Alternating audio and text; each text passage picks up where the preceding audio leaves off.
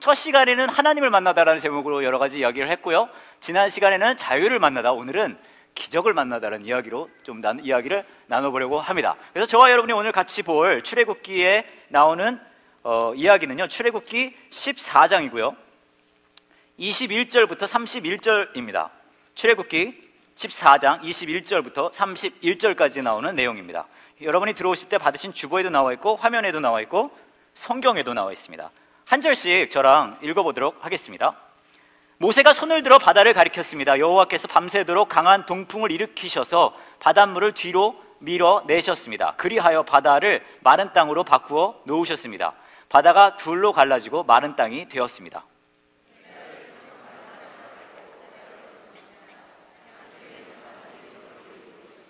그러자 파라오의 말과 전차와 전차를 모는 군인들이 이스라엘 백성을 뒤쫓아 바다로 들어왔습니다.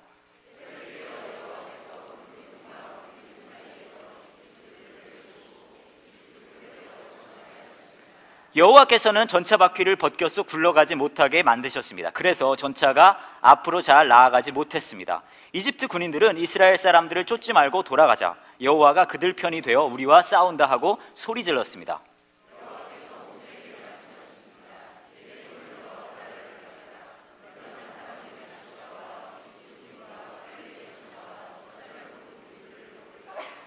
그리하여 모세는 손을 들어 바다를 가리켰습니다. 새벽이 되자 바닷물이 다시 깊어지기 시작했습니다. 이집트 군인들은 바다에서 도망치려고 했습니다. 그러나 여호와께서 그들을 바다에 빠뜨리셨습니다.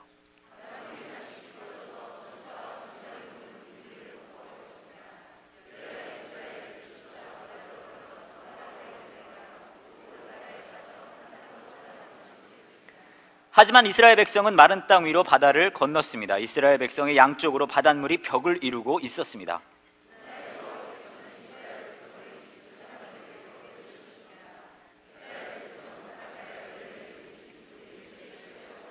함께 읽겠습니다. 이스라엘 백성은 여호와께서 이집트 사람들을 물리치신 큰 능력을 보고 여호와를 두려워했습니다. 그리고 이스라엘 백성은 여호와와 여호와의 종 모세를 믿었습니다. 여러분들은 어떠신지 모르는데 제가 제 아내한테는 좀 특별한 게 있어요. 그게 뭐냐면, 제가 꽤 오래 같이 살았는데 아직도 잘 이렇게 동의가 안 되는 부분인데, 그게 뭐냐면 제 아내는요, 영화 같은 걸 보면요 아슬아슬한 걸 못 견뎌요. 네, 그래서 아슬아슬한 부분이 나오잖아요. 저랑 제 아내가 같이 이제 영화를 보다가 아슬아슬한 장면이 나오면은요 막 보고 있다가 결국은 못 견뎌서 꺼버려요. 그랬더니 저한테 이렇게 얘기를 합니다. 뒤로 돌려서 끝을 보고 오세요. 끝을 보고 와야지 이게 조마조마하지 않고 이걸 볼 수 있다고 그렇게 얘기를 하는 거예요. 근데 이게 그냥 뭐 공포 영화나 주인공이 살까 죽을까 뭐 그런 거나 혹은 액션 영화 그런 거라면 또 이해가 가는데, 제 아내는요 로맨틱 코미디조차도 이걸 못 견뎌요. 그래가지고 막 이 커플이 헤어질까 안 헤어질까 막 이걸 못 견디다 못해서 다시 딱 멈춰놓고 뒤로 가서 끝을 꼭 보고 다시 오는 거예요. 그걸 제가 같이 보고 있으면 열불이 나죠. 그렇잖아요. 저는 이거를 다 과정을 보고 이 영어로 하면 이거 스포일러라 그러잖아요. 뒤를 이게 엔딩을 말해버리는 거, 이거 얼마나 짜증이 나요. 근데 이게 영화는 그래도 괜찮은데요, 얼마나 제 아내가 이게 심하냐면요, 스포츠 경기 같은 걸 볼 때도 그래요. 몇 년 전에 2008년도 베이징 올림픽 때 한국 야구팀이 전승으로 금메달을 땄잖아요. 여러분 기억나세요? 네, 그때 결승전이 상대가 쿠바였잖아요. 그래서 쿠바랑 마지막 결승 경기를 하는데 9회 총가 그랬을 거예요. 4대2였을 거예요. 스코어가 4대2에 주자가 1, 2루에 원아웃이었어요. 그리고 한 투수가 던지고 쿠바 타자가 치고 있었는데 굉장히 조마조마하잖아요. 이게 금메달을 딸 것인가 말 것인가 막 조마조마하고 있는데, 막 보고 있는데 제 아내가 그걸 꺼버리는 거예요.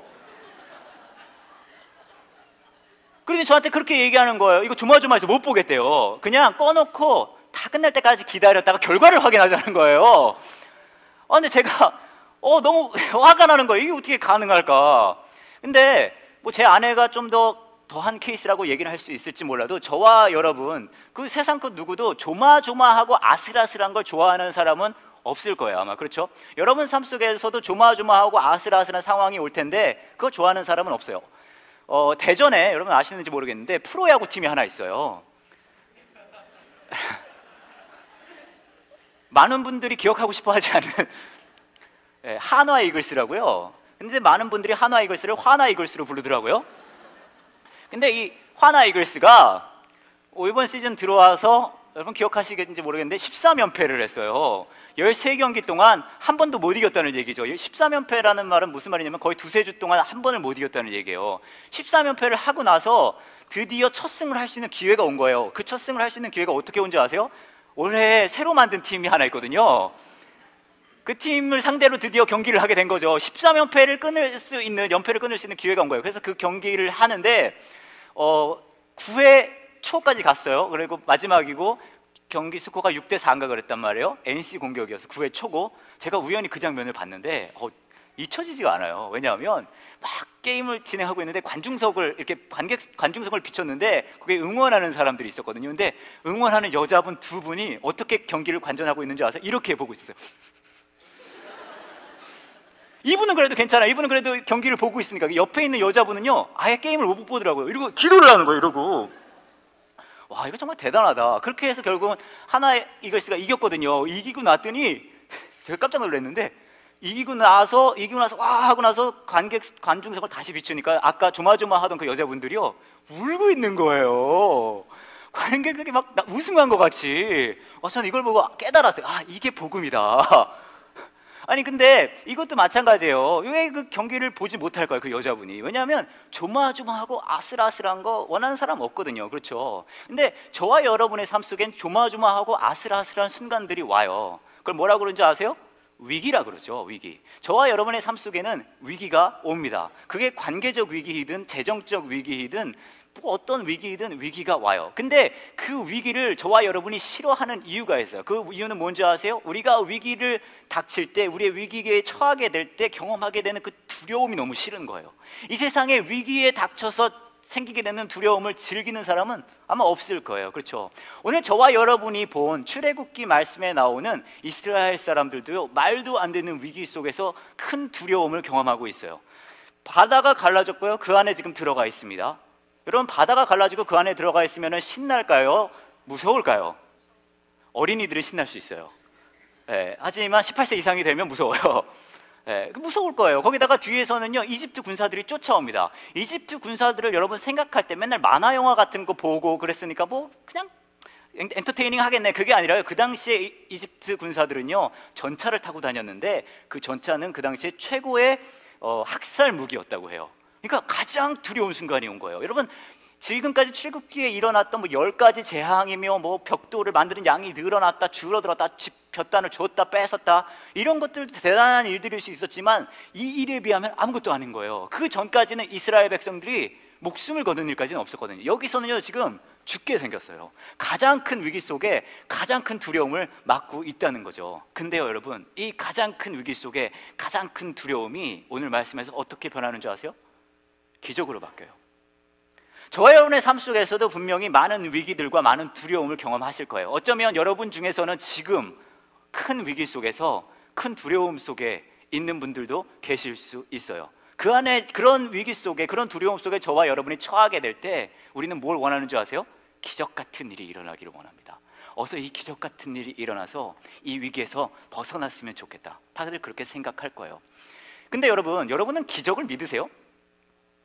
1부 예배 때는 제가 이 질문을 던졌을 때 한 분이 대답을 하셨고요, 2부 예배 때는 한 분도 대답을 안 하시는군요. 기적은 되게 좀 멀리 있는 것 같지 않으세요? 기적은 믿기가 쉬운 게 아니에요. 그렇죠? 기적 막 뭐 그런 기적이 일어났다 그런 얘기 좀 진짜? 하고 별로 이렇게 믿음이 간다 그런 거하고 느낌이 별로 없는 것 같아요. 기적은 참 믿기가 어려워요. 그렇다면 기적이 뭘까요? C.S. 루이스라는 아주 똑똑하신 분이 계시거든요. 그분이 기적을 경험하기 위해서 있어야 되는 두 가지 조건에 대해서 이야기를 했어요. 그게 어떤 게 있냐면 첫 번째는 이게 있어요. 기적을 경험하려면요 여러분, 상식이 있어야 돼요. 상식. 이게 무슨 말이냐면 이게 1단계가 상식의 단계인데, 자, 봄, 여름, 가을 다음에 뭐가 오죠? 어려운 질문이 아닙니다. 봄, 여름, 가을 다음엔 겨울이 오는 거를 상식이 있어야 봄 다음에 겨울이 왔을 때 이게 기적인지 알 수 있다는 거예요. 무슨 말인지 아시겠죠? 여러분의 자녀가 맨날 30점을 맞아왔어요. 그런데 이 아이가 어느 날 100점을 맞아왔어요. 근데 그 일이 일어나는데 그걸 보면서 우리 아이는 당연히 100점 맞을 애였어 하면 그 기적을 경험할 수 없다는 거예요. 그러니까 내가 가지고 있는 상식, 내가 가지고 있는 경험이 있어야 그것을 벗어났을 때 아, 이게 기적이구나 라는 것을 알 수 있다는 거죠. 제가 미국에 있는 시카고에서 신학교를 다녔는데요, 그 당시에 제가 제 아내랑 같이 살고 있었는데 어느 날 제 아내랑 저랑 한 1년쯤 된 제 딸이랑 이렇게 산책을 하고 있었어요. 학교 안에서 산책을 하고 있었는데 우리 옆으로 어떤 여자분이 이렇게 지나갔단 말이에요. 근데 제 아내가 갑자기 저한테 그러는 거예요. 그 여자분이 자기 중학교 동창 같대요. 여러분 생각해 보세요. 제 아내는 대전 여자거든요. 대전에서 중학교를 다녔어요. 미국의 시카고에 있는 신학교에서 산책을 하고 있는데 여자분이 한 분 지나가는데 자기 중학교 동창이라는 거예요. 그래서 제가 뭐라고 이야기를 했을 것 같아요? 제가 이렇게 얘기했거든요. 얼른 가서 인사해라. 왜냐하면요, 그렇게 해서 제 아내가 창피를 당하면 제가 그거를 한 3개월간 놀려먹을 생각이었거든요. 빨리 가서 인사하라고, 늦기 전에 얼른 쫓아가라고. 그래서 제 아내가 가서 그 여자분한테 인사를, 그리고 제가 확신을 가졌던 것 중에 하나는 뭐냐면 그 지나간 여자분이 살짝 그 일본인 분 같았거든요. 미국에서 오래 살면요, 이 인종을 알아맞히는데 굉장히 능해요. 여하튼 가서 제 아내가 인사를 했단 말이에요. 근데 그 여자분이 제 아내의 중학교 동창이었을까요? 아니었을까요? 기였어요. 충청어로 하면 그거죠. 여러분 생각해 보세요. 지구 반대편이에요. 지구 반대편에 그 많은 학교 중에 제가 다니는 신학교에서 산책을 하고 있는데 바로 그 시간에, 산책을 그렇게 자주 한 것도 아니거든요. 하루 종일 그 친구를 기다리면서 산책한 게 아니었어요. 하루 중에 그 시간에 20분 정도 산책을 하는데 그 순간에 제 아내가 중학교 때 친하지도 않아요, 같은 반이었던 동창을 만난 거예요. 이걸 뭐라 그런 줄 아세요? 기적이라 그러는 거예요. 근데 이게 제가 말씀드리고 싶은 건 이거예요. 상식이라는 것이 당연히 있어야 그것을 벗어났을 때 기적이라는 걸 알 수 있다는 거예요. 자, 이뿐만 아니에요. 이게 1단계고요. 또 기적을 경험하기 위해서 그 다음으로 중요한 게 뭐냐면요, 이 상식을 벗어나는 일이 일어났다고 쳐요. 그러면은 뭐가 필요하냐면 이 일이 일어났다는 것을 믿어야 된다는 거예요. 예를 들어서 여러분한테 대단한 기적이 일어났어요. 여러분 예를 들어 어느 날 보니까 여러분 손가락이 6개인 거예요. 에? 물론 이런 일은 일어나지 않겠죠. 하지만 뭐 예를 들어 일어났다고 쳐요. 손가락이 6개가 됐는데 이걸 보면서 이건 기적이잖아요. 여러분의 상식에 벗어나는 일이죠. 이걸 보면서 이건 실제로 일어나고 있지 않은 일이야, 이건 헛개비야, 이건 실제가 아니야 라고 생각한다면 기적을 경험할 수 없다는 거예요. 예를 들어서 여러분이 어젯밤에 하나님을 만났다고 쳐요. 음성을 들은 거예요. 하나님의 음성. 여러분 중에서는 매일 하나님과 음성으로 대화하는 사람들이 있을 수도 있어요. 하지만 이게 상식입니까? 비상식입니까? 어려운 질문이 아니에요. 비상식이에요. 어느 날 나타나서 하나님이 여러분한테 말을 거는 거예요. 이건 대단한 일인 거죠. 이건 기적인 거예요. 그죠? 그렇게 얘기하면 갑자기 일어나서 누구누구 야야야 에코가 있을 거예요. 하나님이니까 누구누구 야야야야야야 했어요. 그래서 좀 깜짝 놀란 거예요. 일어나서 무슨 말씀을 하나님께서 나한테 하시려나 이렇게 얘기하시는 거예요. 하나님이 내일 교회에 가서 써니 목사한테 맛있는 거를 사줘라라라라라라. 이 하나님의 음성을 들은 거예요. 근데 여러분이 아침에 일어났어요. 그럼 두 가지 반응이 가능하단 말이에요. 하나는 뭐죠? 이걸 믿는 거예요. 하나님이 어제 나한테 날 만나셔서 이런 얘기를 해줬지, 내일 아침에 가서 써니 목사를 만나서 맛있는 걸 사주라고 분명히 하나님의 음성이었어 라고 믿거나, 혹은 뭐죠? 이건 개꿈이다, 그런 거죠. 근데 이걸 믿지 않는다면 그 기적을 경험할 수 없다는 거예요. 여러분들은 그런 음성을 지금 들은 것 같으세요? 지금 느낌이? 그러니까 여러분이 기적을 경험하지 못하는 거예요. 자, 다시 한번 물어볼게요. 써니 목사한테 가서 맛있는 걸 사주라는 음성을 들으신 것 같지 않으세요? 참 믿음이 없으시네요. 그러니까 1단계 이 상식적인 것에 대한 그 단계가 있고, 그 다음은 뭐가 있냐면 그것을 벗어나는 일이 생겨나면 그것을 믿을 때 내가 진짜 기적을 경험할 수 있다는 거예요. 자, 근데 문제는 뭔지 아세요? 재미있는 건 저와 여러분의 삶 속에서 위기나 두려움이 닥칠 때에도 이런 패턴으로 일어나요. 저와 여러분이 내 삶에 위기가 왔다, 두려움이 왔다고 느낄 때는요, 세상 일이 상식적으로 돌아갈 때가 아니에요. 여러분의 경험이나 여러분의 지식이나 여러분의 상식대로 인생이 돌아간다면 전혀 위기감을 느낄 일이 없죠. 열심히 운동을 해서 건강해요. 위기감이 없죠. 위기가 아니에요. 그렇죠? 내가 열심히 아이들을 잘 키워서 아이가 공부도 잘하고 2대8 가르마를 타고 다니고 너무 좋아요. 그렇죠? 내가 막 열심히 일을 해서 승진을 하고 사업이 잘 돼요. 다 상식적이에요. 내 경험대로 움직여지는 거예요. 근데 언제 위기가 오고 언제 두려움이 오는지 아세요? 그 1단계가 넘어갔을 때요. 나는 열심히 운동하고 건강검진 열심히 받았는데 큰 병에 걸렸을 때 나의 상식, 나의 경험 그게 모두 무너져 버려요. 그때 위기가 오는 거예요. 나는 아이들을 정말 잘 키웠다고 생각하는데 그 아이가 어느 날 오토바이 타고 다녀요. 나의 상식이 무너지는 거예요. 그렇죠? 나는 열심히 일했는데 나의 사업이 잘 안 되고 그리고 진급에서도 자꾸 누락돼요. 위기가 오는 거예요. 그때 두려움을 느껴요. 나의 그 1단계, 나의 상식, 나의 지식, 나의 경험을 넘어섰을 때 두려움과 위기를 느낀다는 거죠.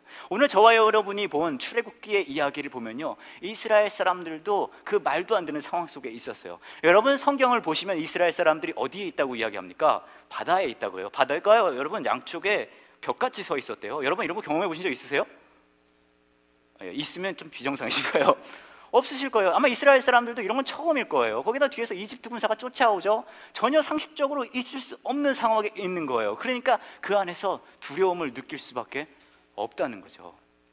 근데요, 그 두려움 속에서 이들이 경험하는 건 뭐예요? 기적이에요.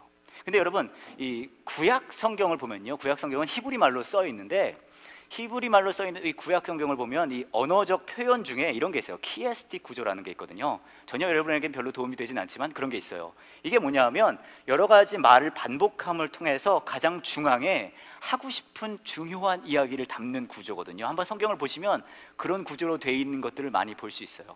근데 오늘 본문을 보시면은요, 가장 중앙에 이 모든 기적이 일어나기 시작하는 전환점이 되는 부분이 바로 중앙에 나와요. 그 중앙에서부터 와, 이제부터 바뀌는구나 하는 전환점을 볼 수 있다는 거죠. 그게 어디냐면요, 출애굽기 14장에 26절부터 27절에 나오는 이야기입니다. 26절과 27절에 보시면은 이런 내용이 나와요. 여호와께서 모세에게 말씀하셨습니다. 내 손을 들어 바다를 가리켜라. 그리고 27절에 이 부분이 반복되어서 나옵니다.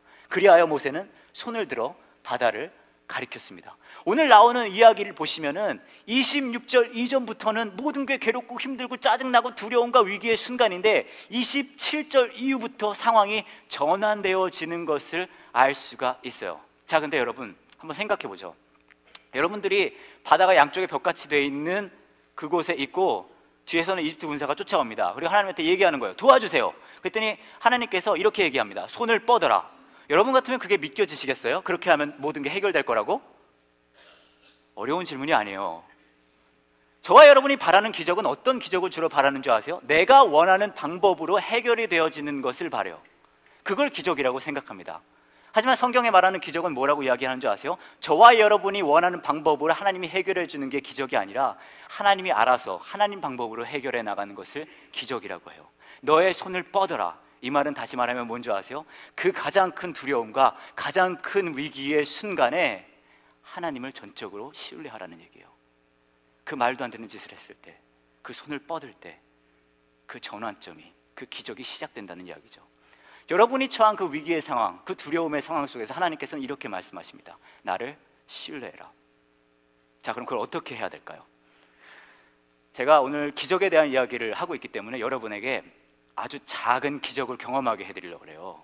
날이면 날마다 오는 게 아니에요. 인천 앞바다에 사이다가 있어도 저희가 없이 못 마십니다. 너무 큰 거 해드리면 여러분 놀라실까 봐 아주 작은 기적을 제가 경험하게 해드릴 거거든요. 잘 보세요. 이거 정신 딱 놓고 있으면은 이 기적을 경험하지 못합니다. 여러분이 약간 도움이 필요한데 자, 한번 저를 따라 하시면 돼요. 빠 빠. 손은 안 따라 하셔도 돼요. 빠. 자, 빠 빠.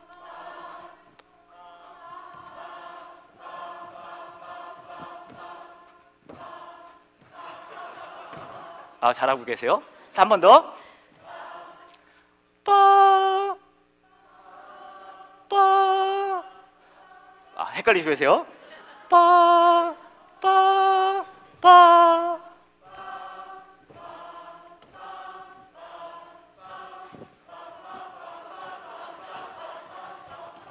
좋습니다. 이제부터 기적을 경험하실 거거든요. 잘 보세요.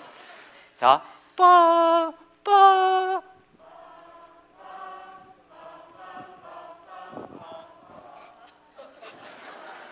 이게 이렇게 되면 안 되는데.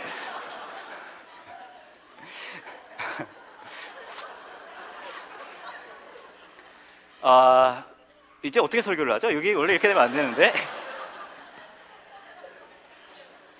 다시 처음부터 해볼게요, 여러분. 자, 다시 합니다. 자, 빠, 빠.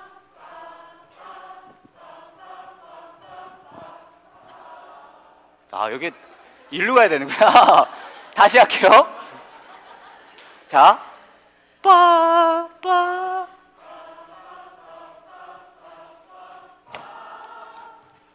이게 기적인 거예요.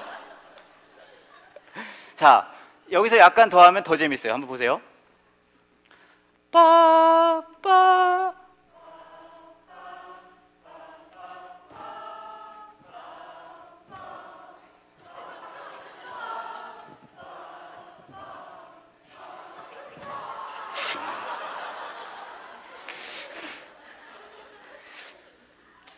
이게 원래 일부 분들은 굉장히 잘하셨는데 여러분들은 굉장히 음감이 떨어지시는 것 같아요. 제가 이걸 시도하는 게 벌써 3번째인데 여러분이 제일 못하세요. 이거를 어디서 들었는데 이게 페네토닉 스케일이라고 그러더라고요. 그러니까 음을 2개를 들으면은요, 그 다음 음이 예상이 되는 거예요. 빠, 빠, 빠, 빠, 빠, 빠.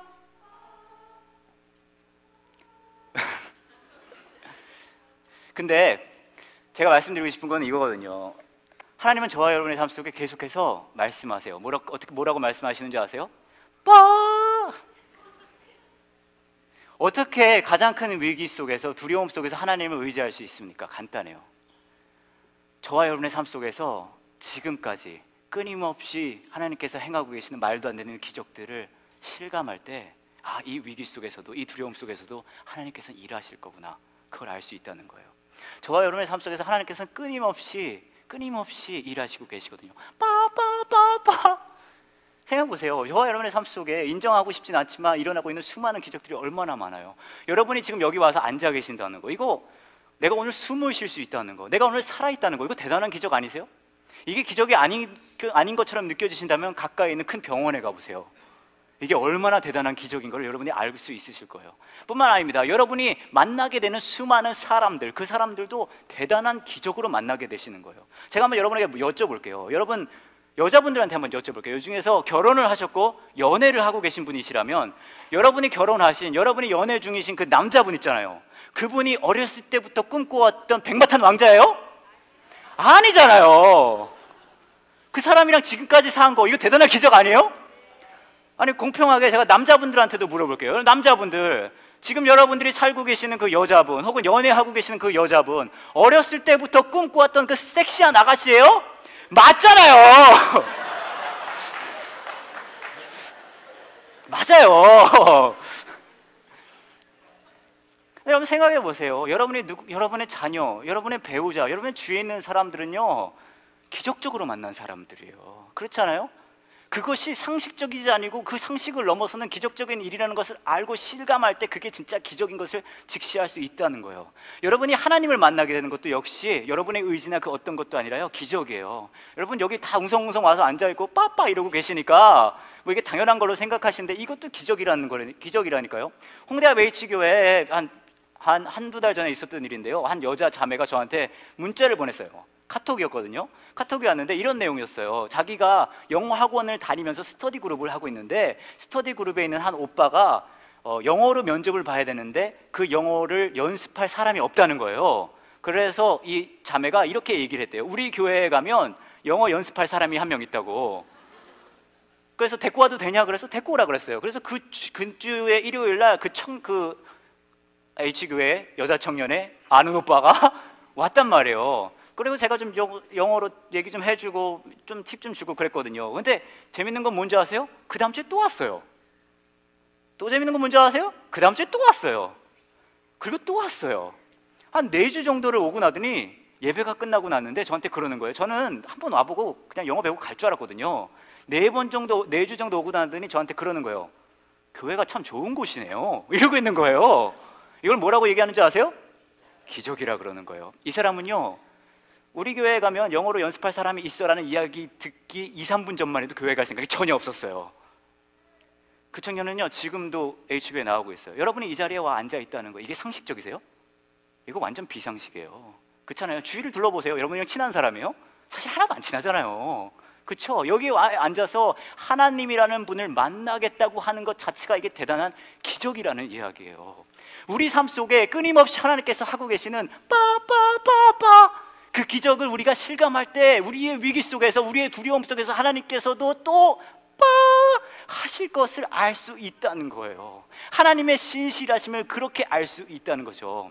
오늘 말씀을 보시면요, 가장 마지막 부분에 이런 이야기가 나와요. 그들이 하나님을 믿었습니다. 근데 그들이 하나님을 믿었습니다라는 표현이 31절에 나오는데, 이게 히브리 말로는 어떻게 생긴 말이냐면요, 이렇게 생긴 말이에요. 예쁘게 생겼죠? 이렇게 읽어요. 바야미누라고 읽어요. 이게 어떤 말인지 아세요? 그들이 믿었다라는 얘기예요. 그들이 믿었다. 바야미누. 근데 이 말이 원래는 어떤 말인 줄 아세요? 이 말이에요. 이 말이에요. 이 말은요 어떻게 읽냐면 이렇게 읽어요. 한번 따라해 보실까요? 아만. 아만. 어서 많이 들어본 것 같지 않으세요? 아멘. 아멘이 여기서 나온 말이에요. 아멘은요 그렇기 때문에 어떤 의미인 줄 아세요? 내가 기도를 하고 나서 예수님 이름으로 기도합니다, 아멘 하면 내가 지금까지 기도한 것을 하나님께서 내가 원하는 대로 이루어 주겠지라는 뜻이 절대 아니에요. 대신 어떤 뜻인 줄 아세요? 내가 이 모든 거 하나님께 말씀드렸고 이제 하나님께 맡기겠습니다요. 하나님을 신뢰하겠습니다요. 이렇게 하나님을 신뢰할 때 그 말도 안 되는 기적을 경험할 수 있다는 거예요. 그러고 나서 이스라엘 백성들이 뭐 하는 줄 아세요? 노래해요. 15장, 14장의 말씀을 저희가 봤는데 15장의 처음 시작에 이렇게 시작합니다. 그때 모세와 이스라엘 백성이 여호와께 이 노래를 불렀습니다. 내가 여호와를 찬송하리라. 주님께서는 영광의 승리를 거두셨으니 말과 말 탄 자를 바다에 쳐넣으셨도다. 여호와께서는 나의 힘, 나의 노래시며 나의 구원이시라. 주님께서는 나의 하나님이시니 내가 주님을 찬양하리라. 내 아버지의 하나님이시니 내가 주님을 높이리라. 여기서 이스라엘 백성들이 하나님을 높이는 이유는 뭔지 아세요? 그분이 누구의 하나님이기 때문에요? 나의 하나님이기 때문에요. 하나님께서 저와 여러분에게 보여주신 수많은 기적 중에 가장 큰 기적은 그러므로 뭔지 아세요? 십자가의 기적이에요. 왜 하나님께서, 그 큰 하나님이 저와 여러분을 위해서 말도 안 되게 그 십자가에서 처절하게 죽으셔야 돼요. 그게 가장 큰 기적이라는 거예요. 그것을 통해서 저와 여러분에게 하나님께서 뭐라고 말씀하시는지 아세요? 너를 포기하지 않겠다라고 말씀하세요. 제가 수년 전에 번지 점프라는 걸 해본 적이 있어요. 여러분 번지 점프 해보신 적 있어요 혹시? 하지 마세요. 하지 마세요. 저는 원래 한 번 하고 다시는 안 하려고 했는데, 한 번은 그냥 제가 하고 싶어서 했고요. 두 번째는 정신 차려 보니까 교회 청년 자매들이 같이 가자 그래서 정신 차려 보니까 제가 줄 메고 거기 서 있었어요. 이게 여러분 번지 점프가 해보신 분은 아시죠? 저는 45m짜리를 했거든요. 이게 점프대가 있고 제가 이렇게 서 있단 말이에요. 그리고 45m도 굉장히 높아요. 밑에를 보면요 사람이 이만하게 보여요. 그 다른 놀이기구 같은 거 있잖아요, 무서운 거, 그것도 되게 무서워요. 근데 그 수많은 다른 무서운 놀이기구랑 번지점프가 다른 게, 번지점프가 훨씬 더 무서운 게 뭐냐면, 다른 놀이기구들은요 내가 내려가는 게 아니에요. 내가 뛰어내리거나 내가 날아가는 게 아니에요. 어떻게 되죠? 날림을 당해요. 떨어짐을 당하고, 그죠? 이러고 있다가 무서워 하고 쫙 내려가잖아요.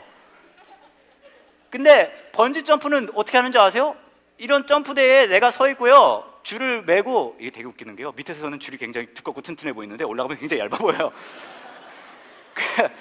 올라가가지고 이거를 메고 이 옆에 있는 그 아저씨가 3, 2, 1 번지 하면 내가 뛰어야 된다는 거예요. 여기 아무것도 없는데 제가 뛰어야 된다는 거예요. 이게 가장 무섭단 말이에요. 미친 거죠. 그래서 다시는 안 하려고 그랬는데, 여하튼 근데 이 순간부터 번지점프는 언제까지가 제일 무서운지 아세요? 뛰고 나서 2, 3초간은 정말 죽도록 무섭거든요. 그 다음에 뭐가 느껴지는지 아세요? 줄이 느껴져요. 줄이 느껴지면 재밌어요. 뛰고 나서 줄이 느껴질 때까지는 정말 무서운데요, 줄이 느껴지고 나서 막 대롱대롱 날아다니고 되게 재밌거든요. 근데 여러분, 저와 여러분의 삶 속에도 끝없이 위기가 올 거예요. 45m에서 번지점프 뛰어내리는 거에 비교 안 될 만큼 여러분의 삶 속에 위기와 두려운 순간들이 와요. 어쩌면 여러분 중에서는 지금 그 두려움을 맞닥뜨리고 있는 분들도 계실 수 있어요. 정말 짜증나는 건 뭔지 아세요? 그 순간에 쓰면 하나님이 보이지 않아요. 사실 그렇잖아요. 평소에는 빡빡거리신 거 아는데 그 순간엔 하나님 보이지 않아요. 이거 뛰어내려야 돼요. 근데 막상 뛰어내리면은요, 하나님 당신께 맡기겠습니다 라고 고백을 하면요, 그때 뭐가 느껴지는 줄 아세요? 줄이 느껴져요. 그 줄이 뭔데요? 하나님은 저와 여러분을 포기하지 않으시겠다는 거예요. 어떤 두려움과 어떤 위기 속에서도 하나님께서는 저와 여러분을 절대 포기하지 않으세요. 그 십자가의 역사 속에서 하나님께서 저와 여러분에게 보여주신 것은 그분이 죽기까지 저와 여러분을 포기하지 않으시겠다는 거거든요. 많은 사람들이 믿음이 무엇입니까? 라고 물어보면 이렇게 생각합니다. 하나님을 꼭 붙잡고 있는 거요. 여러분, 하나님을 꼭 붙잡고 있는 거는요, 오래 못해요. 그렇잖아요, 여러분. 팔 막 저리고요, 힘줄 막 나오고요, 땀 삐질삐질 나고 어려워요. 이 팔로 얼마나 오래 버티겠어요, 버텨봤자. 그렇잖아요. 근데 진짜 신앙은 뭔지 아세요? 내가 하나님을 꼭 붙잡고 있는 그 팔이 신앙이 아니에요. 진짜 신앙은요, 나를 절대 놓지 않으시는, 나를 붙잡고 절대 놓지 않으시는 그 하나님의 팔을 실감하는 거거든요. 그 위기 속에, 그 두려움 속에서 저와 여러분에게 지금도 나를 신뢰해, 나를 따라와, 내가 너를 책임질 거야, 나의 방법으로 너를 이끌어갈 거야 라고 말씀하시는 그 하나님의 음성을 듣고 따라가는 저와 여러분이 되었으면 좋겠습니다. 이 시간 잠깐 같이 기도하기를 원합니다. 이 시간 같이 기도하실 때 잠깐 하나님과 여러분만의 시간이 되었으면 좋겠어요. 여러분의 삶 속에 여러분이 겪었던, 경험했던 위기들과 두려움들이 아마 있었을 거예요. 지금은 아니실 수도 있어요. 그 위기 속에서, 그 두려움 속에서 얼마나 힘들어 하셨어요. 얼마나 외로워 하셨어요. 정말 기적 같은 일이 일어났으면 좋겠다. 근데 하나님께서는 그 순간에도 말씀하시거든요. 내가 너의 편이야. 나를 믿어. 네가 원하는 방법이 아닐지 몰라도 내가 너에게 선한 방법으로 너를 이끌어갈 거야 라고 말씀하십니다. 여러분 중에서는 지금 큰 위기 속에 있는 분들도 계실 수 있을 것 같아요. 그게 경제적인 위기가 될 수도 있고요, 관계적인 위기가 될 수도 있고요. 얼마나 두려우세요? 얼마나 마음이 무거우세요? 얼마나 괴로우세요? 얼마나 외로우세요? 근데 이 순간에 예수 그리스도의 십자가를 기억하셨으면 좋겠습니다. 그분께서 죽기까지 저와 여러분의 편이 되어 주신다는 것, 저와 여러분의 삶을 포기하지 않으신다는 것 기억할 수 있는 시간이 되었으면 좋겠습니다. 그리고 이 시간에 자유하셨으면 좋겠어요. 하나님, 당신을 신뢰하겠습니다. 나의 삶 순간순간마다 계속해서 선함을 행하신 빠빠빠빠 당신의 노래를 멈추지 않으신 그 하나님을 신뢰하겠습니다. 나의 자리에서 다시 한번 그 자리에서 일하실 하나님을 기대합니다 하고 하나님께 맡기는 시간 되었으면 좋겠습니다. 이 시간 같이 잠깐 기도하시겠습니다.